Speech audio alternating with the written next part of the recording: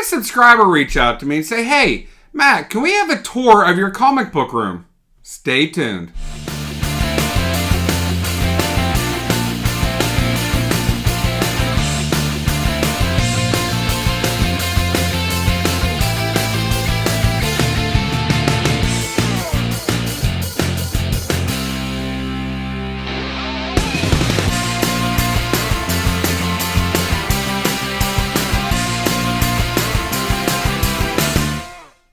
Hey YouTube, it's Matt here. Like I said, we have a subscriber, and guys, I've actually had a few subscribers reach out to me in the last few months asking for tours of this comic book room.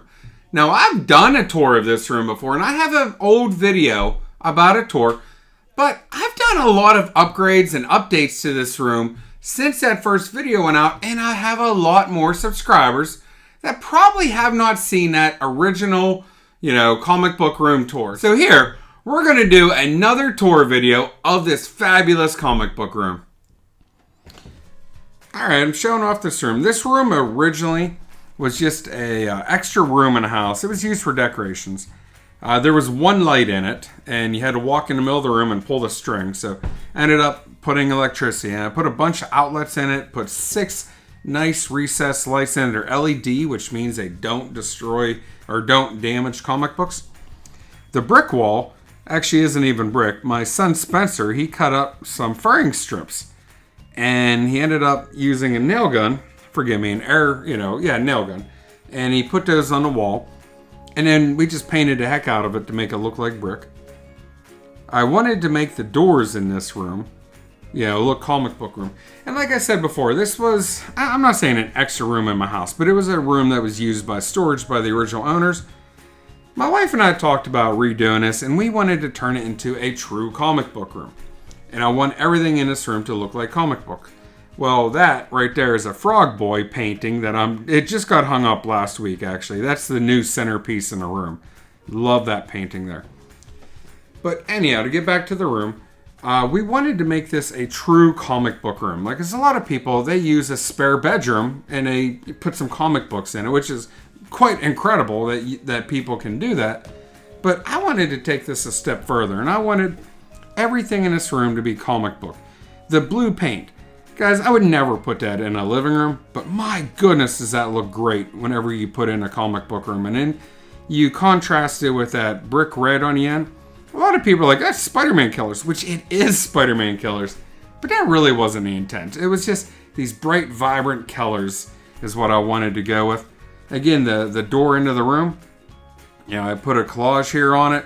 Just cut up old comic books. I know some people are going to get mad at me for cutting up comic books, but I went to LCS. I bought dollar comics. They were old beat up comics, and just bought a bunch. I bought a couple moderns just so I could throw in different things in there, but that was what that was about.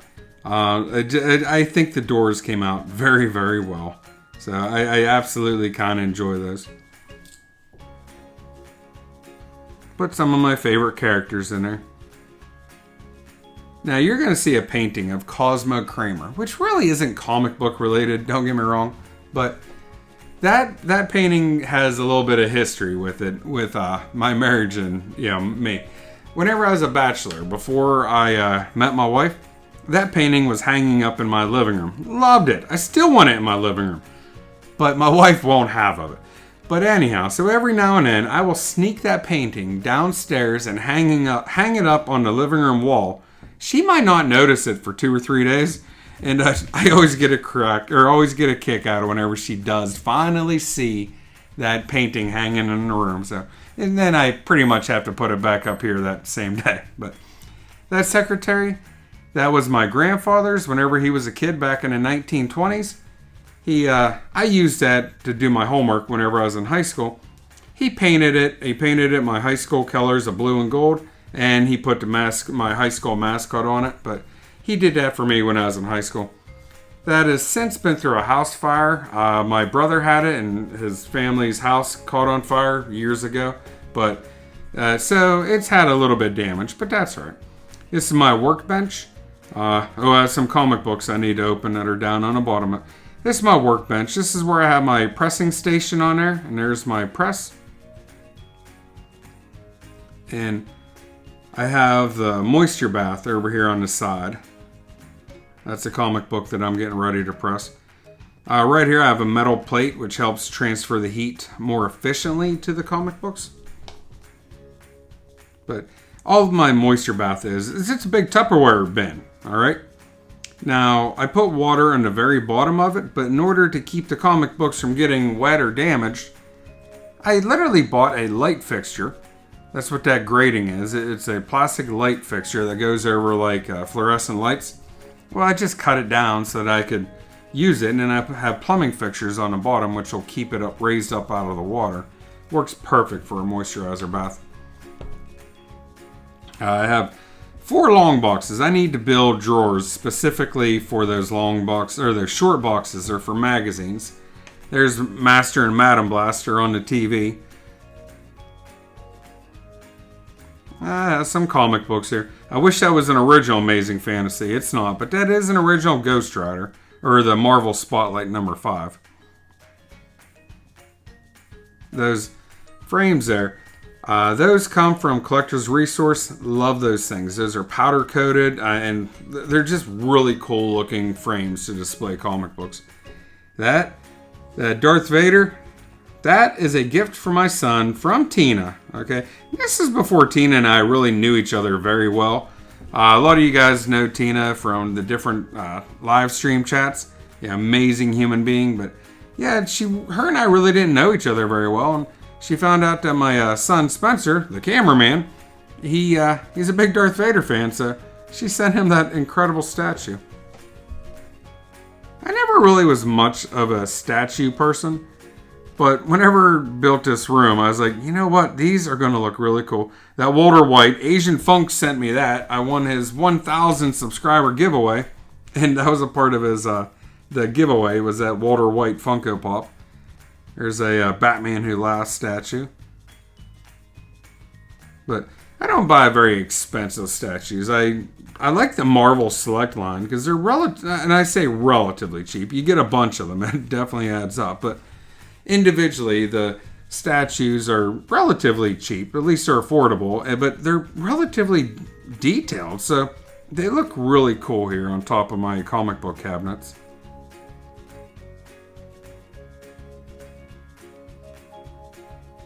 I kind of like having the statues here. It adds a lot to it. Not all of these are mine. Some of these are the cameraman's.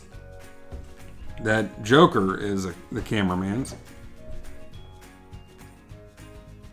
Now that Spawn, that Mandarin Spawn back there, that was A-OK. Or actually it was a giveaway from She Spawn, 1992. I just got little guys here and there. They just show up. That painting right there, I love that painting. I'm a school teacher. And one of my students, he ended up painting that painting just literally for me. And it means a lot that I had a student think that highly of me, that he put his time and effort into making a painting just for me. So still a shout out to you, Brady. Just showing some of the books that I have here displayed.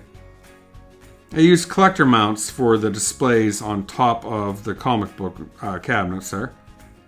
But I have what are called knee walls in this room, meaning the wall will go up so far and then it angles to the middle.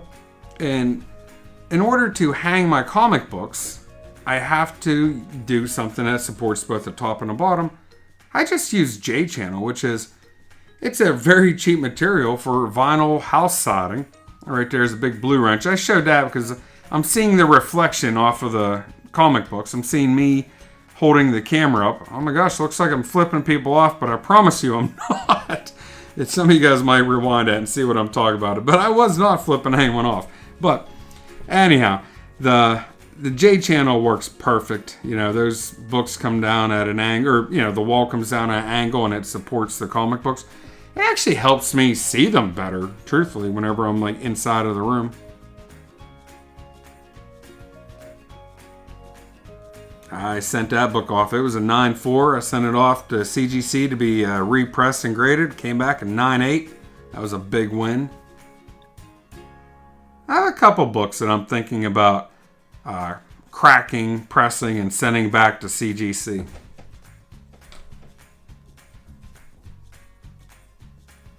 Nothing in particular. Just showing off some of the slabs I have displayed. Some of these are my son's. Most of them are mine, but he has a solid handful. He's a young collector.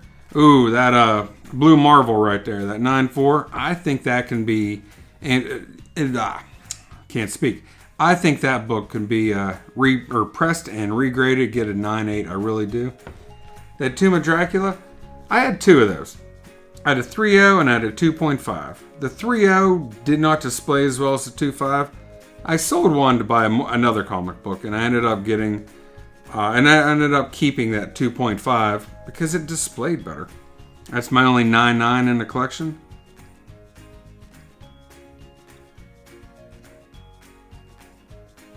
Got that ASM 62 from good friend Los. Great comic book YouTube channel. I'll put a description of Los's channel down in the bottom. Now, you can see the J channel here.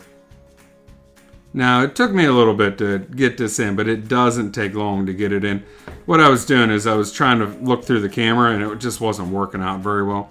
Whenever I finally just look on the wall, it was easy to put it in. But the J channel, it's made out of vinyl, very malleable material, so it bends and flexes. It's good.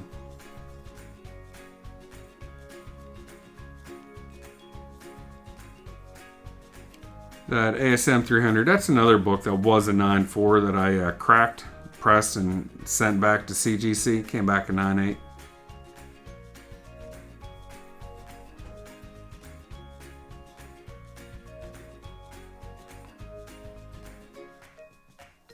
I have Two Strangers in Paradise. Those are both of my wife's. That was a series that she read not long after we got married. The series ended up ending, but we still have some comic books. Yeah, or we have all of them, actually, that we're collecting. I've never read it. She tells me it's wonderful, but then she tells me what it's about, and I'm like, I'm just not interested. But she really did enjoy it. We also have two Darth Vader number 3s, one for me and one for the cameraman. One of those is his.